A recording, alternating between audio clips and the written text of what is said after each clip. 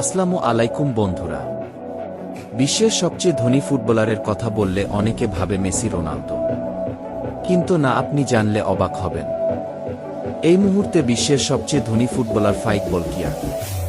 অবিশ্বাস্য হলেও এটাই সত্যি যে তার ধারেকাছেও কেউ নেই। ফোর্বসের সবশেষ প্রকাশিত তথ্য অনুসারে সর্বমোট $16 বিলিয়ন মালিক তিনি। শীর্ষ 10-এর মধ্যে 9 জনেরই আয়ের মূল উৎস ফুটবল। কিন্তু ফাইকের মোট সম্পত্তির পুরোটা ফুটবল থেকে আয় কি তা নয়। 1998 সালে যুক্তরাষ্ট্রে জন্ম নেওয়া এই উইঙ্গার ব্রুনাইয়ের রাজ পরিবারের সন্তান। তার বাবা জেফরি বলকিয়া বিশ্বের 100 ধনীর তালিকায় আছেন। রাজ পরিবারের সন্তান হওয়ায় ফুটবলে তার আয়ে বড় প্রভাব রাখছে।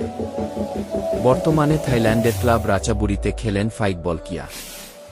2020 সালে পর্তুগালের ক্লাব মারিটিমোর জার্সিতে পেশাদার ক্যারিয়ার শুরু হয় তার।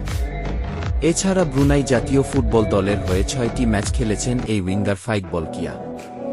এরকম আরও ভিডিও পেতে চ্যানেলটি সাবস্ক্রাইব করুন। ধন্যবাদ।